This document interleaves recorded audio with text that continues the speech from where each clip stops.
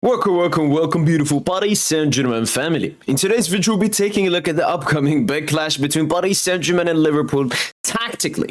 So, we have the Paris Saint-Germain lineup here, 4-3-3, same with Liverpool. But obviously, especially PSG, we do not usually play in a 4-3-3. It looks more as a 3 at the back. Pacho taking the central position, Nuno here on the left side, Marquinhos here. Hakimi hugs the touchline, Barcola hugs the touchline. You have more of a Neves-Vitinha double pivot, but it's a very fluid midfield, so we could call him a three-man midfield. Dembele in the central area, and Kvara on the right side can also tuck in if Hakimi goes all the way, and then Neves sometimes occupies this place. I don't know enough about Liverpool, but usually they stay in the 4-3-3, or they switch more to you could say a 4-4-2 shape. They could drop to like this, especially if they're sitting back a bit. It could also look more as a 4-2-3-1 as well, with Szoboszlai taking the 10 and McAllister dropping deep with Gravenberch.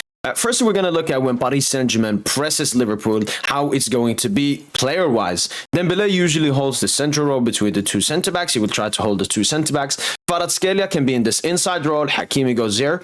Due as well likes to be in this inside role. So sometimes maybe you have Hakimi a little bit down here. Kvara goes here and Due goes here. Marquinhos obviously pushes up into this place. You can, so we say Liverpool drop more to a 4 at the back. You got Barcola versus Trent. You got Neves more in the midfield. Vitinha always centrally behind the two players. Nuno waiting here and Pacho here.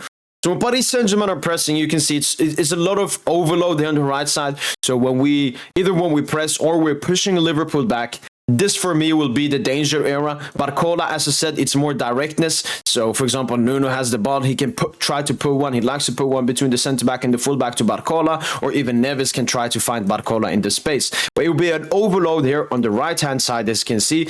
Kvaratskhelia, Desire Due, Hakimi, even Dembele, as you can see, he's in the central role, but he can drop to this place. And for me, that would be very difficult for Konate and Van Dijk, because usually, you know, they sit in that back, and then it's more McAllister and Gravenberch that drop. But as you can see, even if Gravenberch drops here, Gakpo, it's still an overload for Paris Saint-Germain if Dembele gets into this place.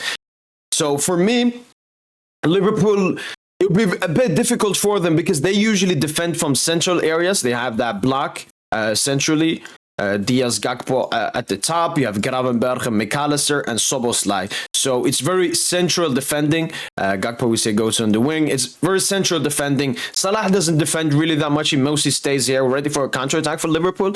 And you can see Paris Saint-Germain like to create all of their chances through the wings, which will be very difficult for Liverpool to stop when we have the numerical advantage, especially Marquinhos pushes up to this place. You can even have Vitinha pushing up, and then Nuno tries to be on Salah the entire time. So it will be a heavy overload on the right side, and maybe Van Dijk, if Van Dijk has to help Robertson, that would be a big issue, because that's what Paris Saint-Germain will be looking for. We love the space between the fullback and the centre-back, either finding Barcola in a direct way or having a bunch of overloads. Kvara goes here, then Due can go into the side, they can find him. Hakimi can make an overlap, and as I said, Dembele being the false line, he's being very dangerous. But when Paris Saint-Germain are pushing up this much, either pressing or with the ball, there is the danger of the high line. We play with the extremely high line because we're very confident in our defenders and in our counter press. But sometimes that doesn't work. In Liverpool, they are so good. Probably the best counter-attacking team in the world. Trent gets the ball here, can give it 1-2 to Szoboszlai if Neves is dropped. If Neves pushes too much, Szoboszlai can be found in this place. And then they're looking for Salah on the outlet.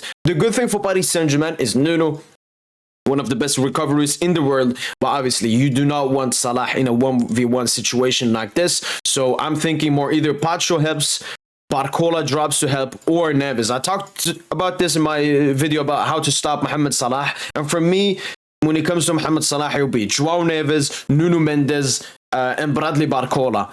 Obviously, mostly Nuno Mendes. Neves will still be in the midfield, Barcola a bit more. But they will be the two to help him, because I see Pacho and Marquinhos mostly holding out for when Szoboszlai makes the runs, when Diaz makes the runs, when Gakpo. Another thing is obviously Hakimi. He pushes up nearly as a winger whilst Nuno stays back, which will leave a load of space. So if we drag them all up here, when Hakimi pushes up here, you can see Marquis here, Pacho here, Neves more in the midfield. Nuno will be concentrated on Salah. Pacho Marquis will be more concentrated on, we say, Diaz and Szoboszlai here in the central areas.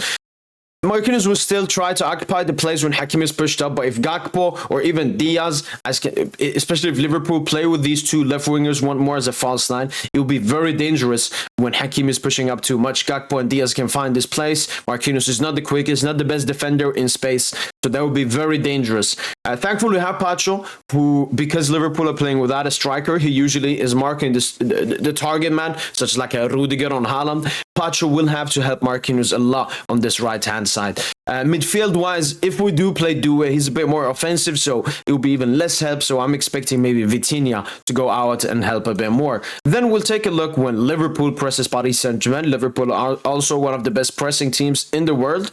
So if we drop down all the players, you got Neves here.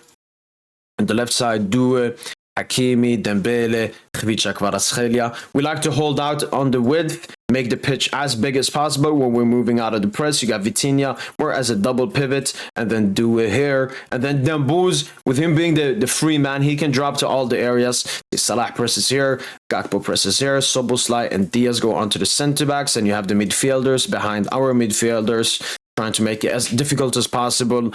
Robertson, Trent, Konate, Van Dijk. In Liverpool, the thing with them, from what I've heard, is that when, for example, if PSG manage to go out of the press, they go back instead of counter-pressing a single area because they do not want to concede dangerous chances. I could see the same thing happening here, but Paris Saint-Germain, the two keys in this game, if Due starts as well, is Desire Due and Ousmane Dembele, because McAllister will be on Vitinha, Neves, Szoboszlai, Salah, Diaz and Gakpo will be on the four-man back. Their fullbacks on our defenders. Van Dijk and Konate can try to drop a bit, but Dembele and Due, they are in their free role, so Dembele can hop in here, we move out of the press. Due can drop into here, we move out of the press. They can drop in the same situation together and will also move out of the press. Kvaratskhelia as well, very great player moving out of the press, very strong. I don't think Robertson can handle him. And if Paris Saint-Germain get a counter-attack, you basically have a 4v4. Robertson and Trent, not the best. Barcola will always be looking to make these runs in behind right here,